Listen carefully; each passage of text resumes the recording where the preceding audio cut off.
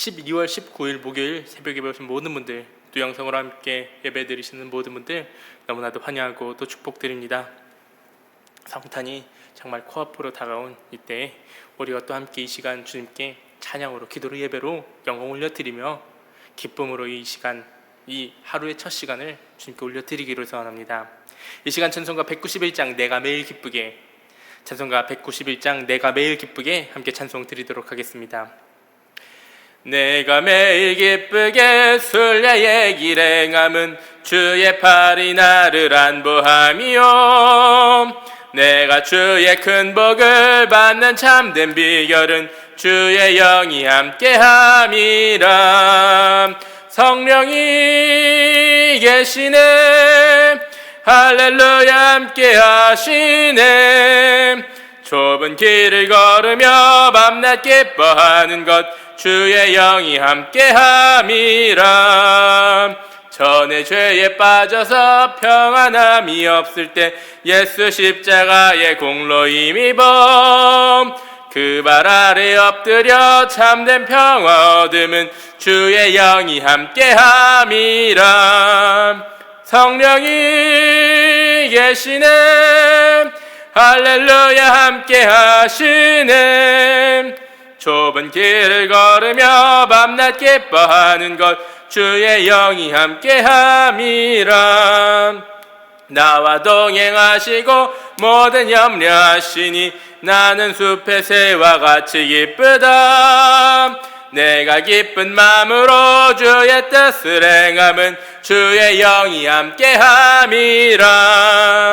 성령이 계시네, 할렐루야 함께 하시네. 좁은 길을 걸으며 밤낮 기뻐하는 것 주의 영이 함께함이라. 세상 모든 욕망과 나의 모든 정욕은 십자가에 이미 못을 박았네. 어두운 밤이 지나고 무거운 짐 벗으니 주의 영이 함께함이라. 성령이 계시네, 할렐루야 함께 하시네. 좁은 길을 걸으며 밤낮 기뻐하는 것 주의 영이 함께함이라. 아멘. 찬송가 446장 주 음성 외에는, 찬송가 446장 주 음성 외에는 또 함께 찬송 드리도록 하겠습니다. 주 음성 외에는 참 기쁨 없도다. 날 사랑하신 주 늘 계시옵소서. 기쁘고 기쁘도다, 항상 기쁘도다. 나 주께 왔사오니 복 주옵소서. 나 주께 왔으니 복 주시옵소서. 주 함께 계시면 큰 시험이 이기네. 기쁘고 기쁘도다, 항상 기쁘도다. 나 주께 왔사오니 복 주옵소서. 주 떠나가시면 내 생명 헛되네. 기쁘나 슬플 때 늘 계시옵소서. 기쁘고 기쁘도다, 항상 기쁘도다. 나 주께 왔사오니 복 주옵소서. 그 귀한 언약을 이루어 주시고 주 명령 따를 때 늘 계시옵소서. 기쁘고 기쁘도다 항상 기쁘도다 나 주께 왔사오니 복주옵소서.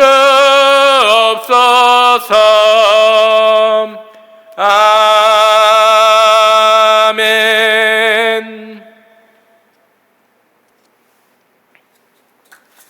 다 같이 기도 드리도록 하겠습니다. 사랑과 은혜가 많으신 주님, 오늘 이렇게 주님 또 새벽을 깨워주셔서 하나님 전 앞에 나와 예배 드릴 수 있게 모든 것 허락해 주님 너무나도 감사드립니다. 주님께서 이 시간 저희들을 불러주셨사오니 주님, 저희가 이 시간 예배를 통하여 기도를 통하여 찬양을 통하여 주님께 아뢰 때 주님, 이 시간이 저희들의 영육이 변화되는 그 시간이 되게 하여 주시옵고 이 시간을 통하여 우리의 삶이 변화되는 역사가 있게 하여 주시옵소서. 하나님 아버지, 이 시간 살아가는 성도님들의 기도 들어주셨고 응답하여 주시옵소서.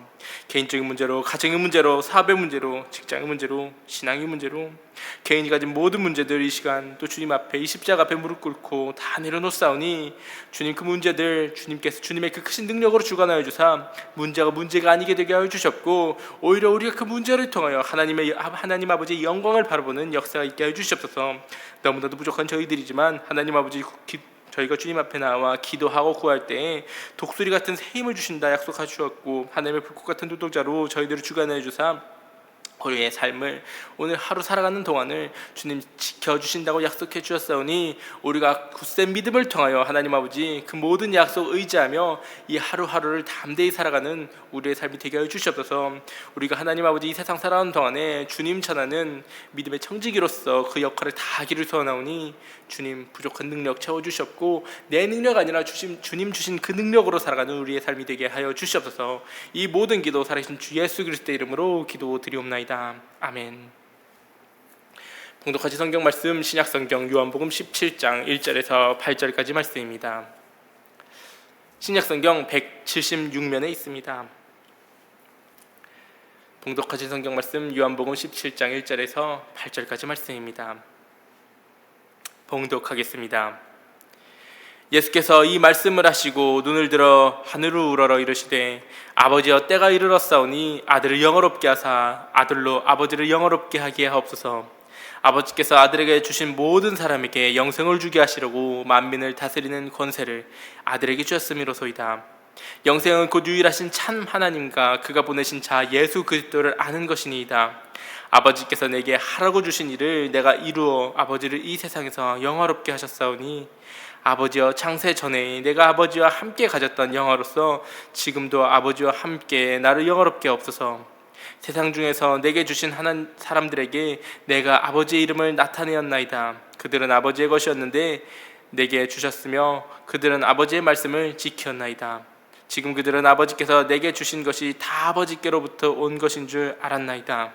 나는 아버지께서 내게 주신 말씀들을 그들에게 주었사오며 그들은 이것을 받고 내가 아버지께로부터 나온 줄을 참으로 아오며 아버지께서 나를 보내주신 줄도 믿었사옵나이다. 아멘. 요한복음 17장 이 말씀은 예수님께서 십자가의 죽음을 바로 앞에 두고 그때 드린 기도를 기록한 장입니다.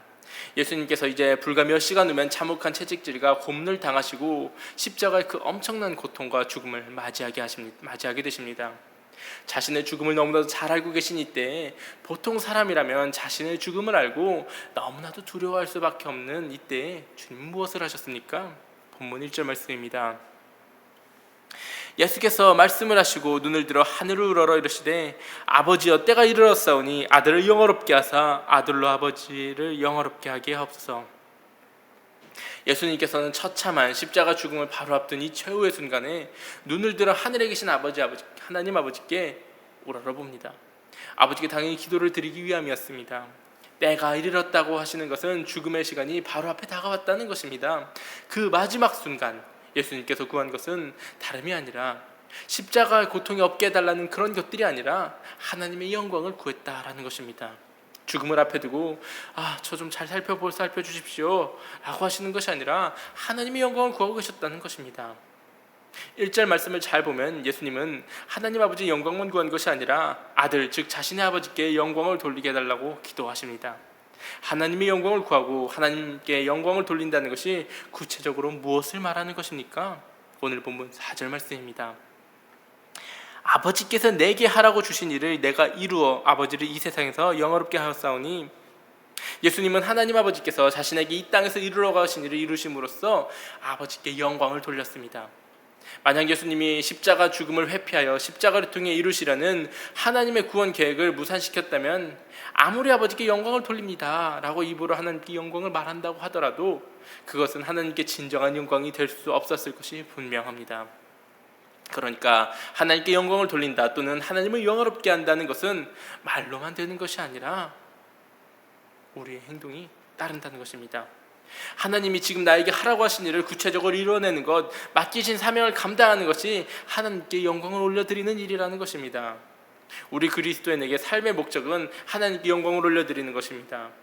그 유명한 웨스트민스터 신앙 고백 소요리 문답의 가장 첫 번째 질문이 바로 사람의 목적은 무엇인가? 입니다. 그리고 그 답은 하나님께 영광을 돌리고 영원토록 그분을 즐거워하는 것이라고 답이 되어 있습니다.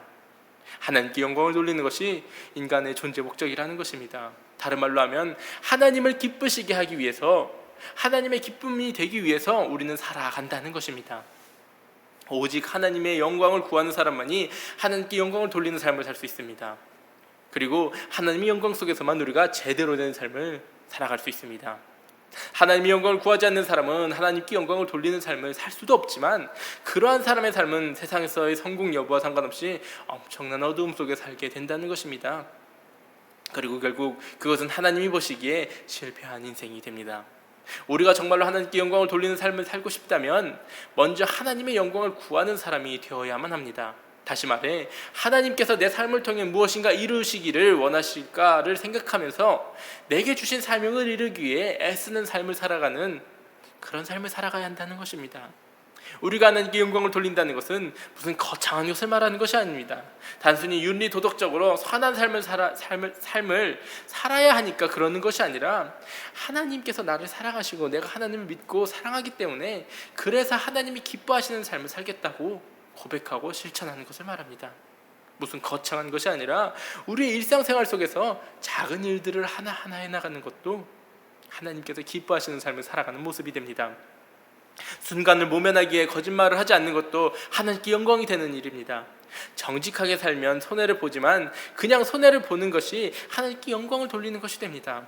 다른 사람들을 미워하지 않는 것이, 오히려 사랑하고 섬기는 것이 하나님께 영광이 된다는 것입니다. 그런데 사실 우리가 이것들을 모르는 것이 아닙니다. 문제는 알면서도 그것을 하지 않는 것이 문제가 됩니다. 우리가 해야 할 일을 회피하지 않고 행하는 것이 하나님께 영광을 돌리는 일, 영화롭게 하는 일입니다. 수많은 사람들이 양심의 가책 속에서 괴로워하며 살아가고 있습니다. 아니면 양심이 무뎌져서 살아가고 있습니다. 왜 그렇습니까? 할 일이 무엇인지를 잘 알면서도 그것을 하지 않기 때문입니다. 또는 하지 말아야 할 것이 무엇인지를 잘 알면서도 그것을 하고 있기 때문입니다. 그래서 괴롭게 살아가고 있습니다. 그런 것이 바로 자기중심적인 삶인데 한마디로 자기 마음대로 살아가고 있는 것입니다. 그렇게 살면 좋을 것 같은데 사실 결코 행복하지가 않습니다. 하나님께 영광을 돌리지 못하는 삶이 되기 때문에 그러면 자기도 행복해지지 못합니다. 하나님의 영광을 구하지 않고 자기 이익만 구하며 살면 좋을 것 같다고 생각할 수 있습니다. 교회에 나오고 신앙생활하며 시간도 돈도 에너지도 교회에 투자하지 말고 다 나를 위해서 쓰면은 그게 좋지 않을까라고 우리는 생각할지도 모르지만 결코 그렇지 않다는 것입니다. 오히려 그렇게 살 때 우리는 불행함을 느끼게 됩니다. 그 아주 좋은 예가 가룟 유다입니다. 가룟 유다가 예수님을 은 30에 팔아서 제사장들에게 넘겼습니다. 예수님을 팔아 넘기고 나서 그는 어땠습니까? 내가 은 30에 벌었으니 너무나도 기쁘다. 행복했습니까? 자기가 하고 싶은 대로 했으니까 그는 행복해졌습니까? 반대입니다. 너무 괴로워서 돈을 던져버리고 가서 스스로 그 목숨을 포기해버렸습니다. 너무나도 불행해진 것입니다. 하나님이 하라고 하신 것 중 으뜸 가는 것이 무엇입니까? 바로 관계입니다. 즉 사랑의 관계입니다. 하나님을 사랑하고 이웃을 사랑하는 삶이 신앙생활에서 가장 중요한 것입니다. 개인적으로 가장 중요하다고 저는 생각을 합니다. 그런데 하나님을 믿는 사람이라고 하면서도 하나님을 제대로 사랑하지 않고 더욱이 이웃은 사랑하는 것이 아니라 오히려 불편해하고 싫어하는 경우가 너무나도 많습니다. 미워하지는 않아도 적당히 거리를 두면서 살아갑니다. 사랑을 하라고 하셨는데 하지 않는 것도 그 말씀을 어기는 것이라는 것을 우리는 기억해야 합니다. 적당히 살아가니까 괜찮은 줄 알고 생각을 하는데 그것이 괜찮은 것이 아닙니다. 우리는 사랑을 해야만 합니다. 관계가 불편해지고 깨지면 그때부터는 전혀 행복해지지가 않습니다. 우리가 살다가 엄청나게 어려운 일이 확 오면은 괴롭고 힘들지만 그래도 견디어 나가려고 애를 씁니다. 그런데 다른 사람과의 관계가 깨지거나 불행해지면 내 마음이 그 순간 지옥이 되어버립니다. 너무 괴롭습니다. 아무리 환경이 좋아져도 괴롭습니다. 불행해집니다. 우리는 그렇게 어리석은 삶을 살아야 할 이유가 전혀 없습니다. 하나님이 괜히 하나님을 사랑하고 이웃을 사랑하라고 말씀하신 것이 아닙니다. 우리를 얽매거나 옥죄려고 하신 것이 아닙니다. 우리가 행복한 삶을 살 수 있는 그 길을 제시해 주신 것입니다. 그래서 하나님께서 하라고 하신 것은 우리가 하고 하지 말라고 하신 것은 하지 않으며 살면은 우리는 행복해집니다. 그런 것이 하나님께 영광을 돌리는 삶이고 그렇게 살 때 우리도 행복해진다는 것입니다. 그런데 여기서 좀 이상한 것이 있습니다. 하나님 아버지께 영광을 돌리겠다는 것은 이해가 가는데 왜 예수님은 자신도 영화롭게 해달라고 아버지께 기도하신 것입니까? 본문 5절 말씀입니다. 아버지여, 창세전에 내가 아버지와 함께 가졌던 영화로서 지금도 아버지와 함께 나를 영화롭게 하옵소서. 이것은 단순히 자기도 높은 자리에 올라가 보겠다라는 그런 욕심을 고백하는 것이 아닙니다. 하나님 아버지를 영화롭게 하기 위해서는 아들이 먼저 영화롭게 되어야 하기 때문입니다. 그런데 아들이 영화롭게 된다는 것, 즉 아들이 영광을 받게 된다는 것은 놀랍게도 그 끔찍하고 비참한 십자가의 죽음을 가리키는 것이었습니다. 자신이 당한 십자가의 그 참혹한 죽음을 가리켜 예수님은 영화롭게 된다고 표현하십니다. 이것을 잘 감당하게 해달라고 지금 기도하고 계신 것입니다. 왜냐하면 아버지께서 하라고 주신 일을 다 이루는 것이 되기 때문입니다. 그래서 아들에게는 이것이 영광이 된다는 것입니다. 요한복음에는 다른 복음서들과 달리 겟세마네 동산의 기도가 나오지 않습니다. 다른 사복음서에서는 예수님이 겟세마네 동산에서 간절히 기도하는 것이 나옵니다. 땀방울이 핏방울이 되도록 기도를 3번이나 하셨습니다. 가볍게 3번 기도하신 것이 아니라 목숨을 건 기도를 3번씩이나 하신 것입니다. 그 결론은 나의 원대로 하지 마옵시고 아버지의 원대로 하옵소서 였습니다. 하나님께서는 우리 각자에게도 이 땅에 살면서 이루기를 원하시는 사명을 우리 개개인에게 다 주셨습니다. 다른 말로 하면은 우리에게 삶의 목적을 주셨다는 것입니다. 물론 사명은 때마다 바뀌기도 합니다. 지금은 이것을 하라고 주시기도 했다가 잘하면 다른 것을 주시기도 하고 그것을 또 잘하면 또 다른 것을 주시기도 합니다. 그런데 수많은 사람들, 심지어 예수님을 믿는다고 하는 그리스도인들 중에서도 주님이 주신 사명이 무엇인지 알지도 못하고 관심도 없이 그냥 자기 마음대로 살아가는 사람도 있습니다. 예수님을 믿는 것은 나를 죄에서 구원하신 구주로 믿는 것이고 동시에 주인으로 믿는 것입니다. 그런데 때때로 우리 그리스도인들도 예수님을 구주로 믿고 자기가 구원을 받았다라고는 하지만 그 다음에 주인으로 모시고 살아가는 것을 하지 않을 때가 있습니다. 그래서 행복하지 못합니다. 주님께서는 그 길을 이미 환히 열어주셨는데 우리가 그것을 하지 않는 것입니다. 그렇다면 우리는 먼저 나 자신에게 질문해 보아야만 합니다. 지금 나의 사명은 무엇인가? 지금 하나님이 나에게 하라고 주신 것은 무엇인가? 사명이 무엇인가? 우리 사명이 뭔지 잘 모르거나 없다고 만약에 그렇게 느낀다면은 그렇게 느낄 수도 분명히 있을 것입니다. 그런데 구원받은 그리스도인이라면 반드시 주님께서 주신 사명이 있습니다. 물론 일반 사람들도 하나님이 이 땅에서 사는 목적을 주셨습니다. 그러나 그리스도인들은 특히 그렇습니다. 매일매일의 일상 속에서 최선을 다하여 말씀대로 살아가기 위해서 애쓰고 그렇게 살아가고 있으면 하나님이 그것을 깨닫게 해주시고 불러서 쓰십니다. 그 사명을 우리가 언제 깨달을지 정확히 할 수는 없지만 특별한 사명을 주실 때까지 그냥 매일 최선을 다해 살아가면 주님께서는 언젠가 주신다는 것입니다. 큰 일만 따라가고 높아지고 성공하는 것만 따라가는 것이 아니라 작은 일부터 충성하는 것이 구체적인 사명을 받는 방법이 되는 것입니다. 하나님께서는 우리가 하기 싫은데 억지로 사명을 주시며 강요하시는 것이 결코 아닙니다. 비록 어렵고 힘들지만 보람이 있고 기쁨이 있고 감사함이 넘치는 그런 것이 사명입니다.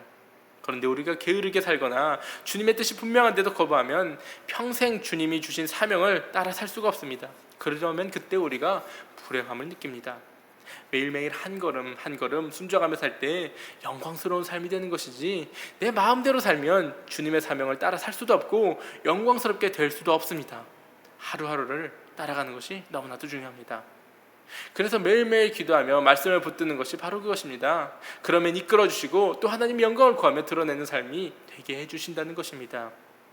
이제 앞으로 다시 돌아가서 본문 2절 말씀입니다. 아버지께서 아들에게 주신 모든 사람에게 영생을 주게 하시려고 만민을 다스리는 권세를 아들에게 주셨음이로소이다. 하나님 아버지께서 아들 예수님에게 하라고 주신 일이 무엇이었습니까? 바로 십자가의 죽음과 부활을 통해 우리에게 영생을 주시는 일이었습니다. 그런데 영생이 무엇이었습니까? 그것은 구원과 같은 의미입니다. 문자 그대로 하면 영원한 생명, 즉 영원히 죽지 않는 생명입니다. 그런데 그저 죽지 않는 것만을 의미하는 것이 아닙니다. 지옥에서도 영원히 죽지 않습니다. 그러한 지옥의 영생은 축복이 아니라 저주가 됩니다. 그런 것은 영생이 아니라 영벌이라고 합니다. 예수님은 그것을 이미 말씀하셨습니다. 요한복음 5장 29절 말씀입니다. 선한 일을 행한 자는 생명의 부활로, 악한 일을 행한 자는 심판의 부활로 나오니라. 그런데 선한 일이라는 것은 가난한 사람이나 집이 없는 사람이나 그런 사람들을 조금 도와주는 착한 일을 말하는 것이 아니라 하나님과의 관계 속에서 살아가는 삶을 말합니다. 악한 일이라는 것은 성경에서 말할 때 항상 하나님과의 관계가 없이 그냥 내 마음대로 살아가는 것, 삶을 말합니다. 즉 하나님과의 관계 속에서 하나님의 자녀로 살아가는 사람은 생명의 부활로 나오고, 하나님과 관계없이 산 사람은 심판의 부활로 나온다고 이미 성경에서 말씀하고 있습니다. 둘 다 영원히 살게 됩니다. 그런데 어디서 영원히 사느냐가 너무나도 중요한 것입니다. 예수 그리스도를 통하여 하나님이 우리에게 주신 영생은 하나님과 더불어 영원히 사는 삶을 말합니다. 그렇다면 우리가 어떻게 해야지 그 영생을 얻을 수 있습니까? 본문 3절 말씀입니다. 영생은 곧 유일하신 참 하나님과 그가 보내신 자 예수 그리스도를 아는 것이니이다. 영원한 생명의 삶은 참 하나님과 그분이 보내신 예수 그리스도를 아는 것이라고 말씀을 합니다. 그런데 너무나 당연한 것 같은 이 말씀을 왜 자신의 죽음을 몇 시간 앞둔 이 시점에서 예수님께서 하고 계신 것입니까? 사실 이 말씀은 제자들에게 가르치는 내용이 아닙니다. 이것은 기도하는 내용인데 바로 앞에 다가온 죽음을 바라보시면서 눈을 들어 하늘을 우러러 하나님께 드린 기도의 내용 가운데 들어가 있는 말씀입니다. 예수님께서 이렇게 기도하신 것은 사람들이 정말 하나님과 예수 그리스도를 바로 알아서 영원한 생명을 얻기를 하나님 아버지께 간구하고 계신 것입니다. 하나님만이 유일하시고 참되신 신이라는 것을 진정으로 알 때 영생이 주어진다라는 것입니다. 그런데 하나님을 아는 길을 우리 스스로 찾을 수가 없습니다. 그래서 우리에게 그 길을 보여주셨는데 그것이 바로 예수 그리스도이시며, 그래서 사람의 몸을 입고 세상에 오신 예수님을 아는 것이 곧 유일하신 참 하나님을 아는 것이라고 말씀하신 것입니다. 우리가 사람들에게 천국에 가고 싶습니까? 지옥에 가고 싶습니까? 라고 하면 지옥에 가고 싶다는 사람이 한 명도 없을 것입니다. 다 지옥에 가고 싶어 하지 않고 영생을 얻고 싶어 합니다. 그런데 자신은 없으니까 저는 천국은 잘 모르겠지만 지옥에는 안 갈 것 같습니다 라고 대충 이야기합니다. 실제로 영생을 얻기를 원하고 천국에 가기를 원하지만 그리로 가는 길은 하나님을 알려고 하지는 않습니다. 그런데 여기서 안다라는 것은 우리가 단순히 공부해서 머리로 아는 지식 정도가 아니라 체험적인 지식을 말합니다. 그러니까 여기서 안다는 것은 머리로만 아는 것이 아니라 믿는다는 것과 같은 말이라는 것입니다. 안다는 것은 믿는다는 것이 특히 요한복음에서는 서로 뜻이 통합니다. 요한일서 5장 11절과 12절 말씀입니다. 또 증거는 이것이니 하나님이 우리에게 영생을 주신 것과 이 생명이 그의 아들 안에 있는 그것이니라. 아들이 있는 자에게는 생명이 있고 하나님의 아들이 없는 자에게는 생명이 없느니라. 하나님은 아들이신 예수 그리스도에게 영생을 맡기셨습니다. 이 말씀을 이해하기 쉽게 풀어서 쓴 세번역에서는 아들이 있는 자를 하나님의 아들을 모시는 사람이라고 번역을 했습니다. 하나님의 아들을 모시고 있는 사람, 즉 그 아들을 알고 믿고 있는 사람에게는 영생이 있다는 것입니다. 그러나 하나님의 아들을 모시고 있지 않은 사람에게는 영생이 없습니다.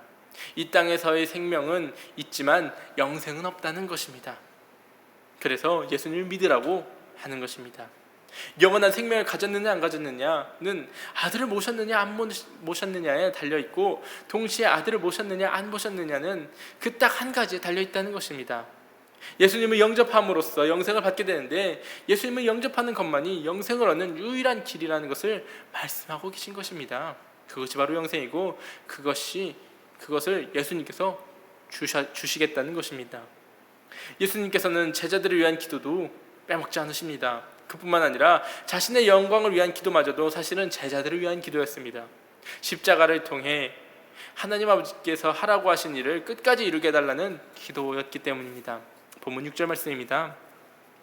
세상 중에서 내게 주신 사람들에게 내가 아버지의 이름을 나타내었나이다.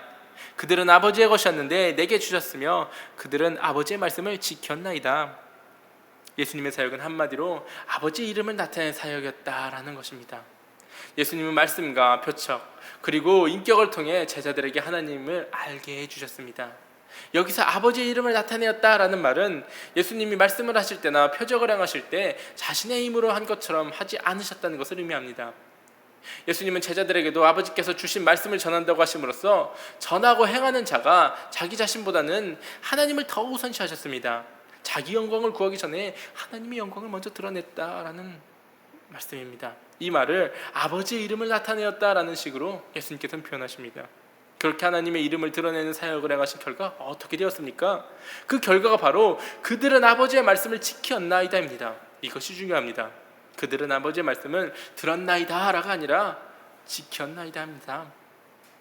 예수님께서 산상설교 때에 내 말을 듣고 행하는 사람은 반석 위에 집을 짓는 지혜로운 사람이다 라고 말씀을 하셨습니다.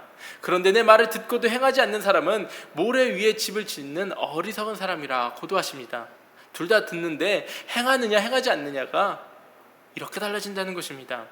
그리고 네 가지 토양의 비유 또는 씨앗의 비유에서 네 가지 토양이 사람들에 대한 비유인데 길가, 돌밭, 가시덤불, 옥토와 같이 네 종류의 사람들이 있다는 것입니다. 그들이 말씀에 대해 어떻게 반응하는가를 말씀하십니다. 네 가지 땅에 모두 말씀의 씨앗이 떨어졌습니다. 안 받은 것이 아니라 다 그 복음의 말씀을 받았습니다. 그런데 반응이 다 달랐습니다. 들었지만 행하지 않으므로 열매가 없었다라는 것입니다. 또 예수님께서는 이렇게 말씀하셨습니다. 마태복음 7장 21절 말씀입니다. 나더러 주여 주여 하는 자마다 다 천국에 들어갈 것이 아니요 다만 하늘에 계신 내 아버지의 뜻대로 행하는 자라야 들어가리라. 이것은 행함으로 구원을 받는다는 말이 아닙니다. 정말 믿었으면 그것이 행동으로 나와야 한다라는 말씀입니다.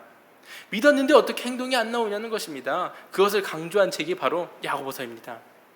로마서는 예수님의 은혜로 우리가 구원을 받는다, 은혜로 이롭게 된다라는 쪽을 강조하고 있고, 야고보서는 믿었는데 어떻게 그렇게 살 수가 있느냐, 믿었으면 그것이 행동으로 드러나야 한다라는 것을 강조한 책입니다. 둘 다 다른 이야기라는 것이 아닙니다. 하나님과 예수님께 속한 사람은 그렇게 하나님의 말씀을 지키는 사람이라는 것입니다. 본문 7절과 8절 말씀입니다. 지금 그들은 아버지께서 내게 주신 것이 다 아버지께로부터 온 것인 줄 알았나이다. 나는 아버지께서 내게 주신 말씀들을 그들에게 주었사오며 그들은 이것을 받고 내가 아버지께로부터 나온 줄을 참으로 아오며 아버지께서 나를 보내신 줄도 믿었사옵나이다. 예수님께서 하나님께 받은 말씀만 전하신 결과 제자들은 예수님이 하나님으로부터 오신 분, 하나님이 보내신 분이라는 사실을 알게 되었고 하나님이 예수님을 보내셨음을 믿었습니다. 다만 그분이 어떤 메시아이신지 아직 충분히 알고 있지는 못합니다. 그래서 잡히셨을 때 다 도망을 가버립니다. 아직 십자가의 예수님을 알고 믿지는 못합니다. 하지만 예수님 뒤에 하나님이 계시다는 사실만은 알았습니다. 예수님을 부인하기도 하고 다 흩어져 제 곳으로 갈 제자들인 줄 알고 계셨지만 그래도 그들은 믿음의 사람으로, 아는 사람으로, 그래도 영생의 사람으로 여겨주시는 것이 하나님의 은혜이고 긍휼이었습니다. 이 은혜가 없었다면, 이 긍휼이 없었다면 우리 또한 이 자리에 있을 수 없었을 것입니다. 분명히 제자들의 믿음에는 한계가 있었습니다. 아직 이 순간에는 예수님을 온전히 믿고 있지도 못했고 그런 연약한 믿음이었지만, 하지만 그들은 예수님을 죽이려는 자들, 예수님을 귀신 들린 자로 간주하려는 자들과는 분명히 달랐습니다. 예수님은 자신의 위임받은 하나님의 말씀을 전하셨고 자신에게 부여된 권세를 하나님 아버지의 뜻대로 사용하셨습니다. 자기 뜻대로 하신 것이 아닙니다. 그래서 하나님이 자신에게 맡겨주신 영혼들이 영생을 얻게 하셨고 그들이 하나님의 영광에 참여하는 사람들이 되게 해주셨습니다. 이것은 너무나도 놀라운 일입니다. 영생은 유일하신 참 하나님과 그의 보내신 예수 그리스도를 아는 것입니다. 힘써 하나님을 아는 사람이라야 이 땅에서부터 영원한 생명을 누리며 살아갈 수가 있습니다. 하나님을 바로 아는 사람만이 이 땅에서 올바르게 살아갈 수 있습니다. 그렇다면 우리는 하나님을 아는 일에 힘을 쓰며 나아가며 살아가야 합니다. 죽음 이후 결코 책임지지 못하는 것들, 즉 돈이라든지 명예나 성공 등 별로 중요한 것도 아니고 삶에 필요한 것들이지만 거기에만 주저함 없이 자신의 인생을 걸면서 내게 영원한 생명을 주시는 하나님을 아는 일에는 별 관심을 보이지 않는다면 그것은 지혜로운 모습이 아닐 것입니다. 그러므로 지금 내가 자기 자신이 어떤 상황에 처해 있는지, 즉 편안하든지 어렵든지 그것은 아무 상관이 없습니다. 가장 중요한 것은 내 마음의 소원이 어디에 있는가 하는 것입니다. 상황과 관계없이 내 소원이 어디 있느냐는 것입니다. 예수님처럼 아버지 하나님께 영광을 돌리는 것, 하나님의 기쁨이 되는 것이 나의 소원이 될 때 우리의 모든 삶은 그 소원을 중심으로 진행되게 됩니다.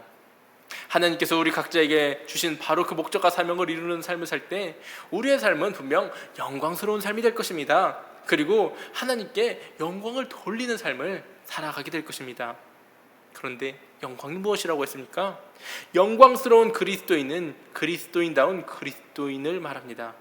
우리 각자가 하나님을 사랑하고 이웃을 사랑하고 그리스도인답게 살아갈 때 우리 각자의 인생을 통하여 하나님이 영광을 받으시며 우리의 인생도 최고의 인생으로 만들어 주시는 것입니다. 그러므로 저와 성도님들, 또 함께 예배드리시는 우리 모두가 각자의 삶에서 바로 그런 영광스러운 그리스도인으로 살아 모든 영광을 하나님께 돌려드리는 고귀한 삶이 되기를 주님의 이름으로 축복합니다. 그런 삶을 살아갈 때 우리 또한 주님의 그 영광에 동참하는 영광을 누리게 될 줄로 다시 한번 믿으며 그런 삶을 살아가는 우리 모두가 될 수 있기를 다시 한번 주님의 이름으로 축복합니다. 주기도문을 예배 마치도록 하겠습니다. 하늘에 계신 우리 아버지여, 이름이 거룩히 여김을 받으시오며 나라가 임하시오며 뜻이 하늘에서 이루어진 것 같이 땅에서도 이루어지이다.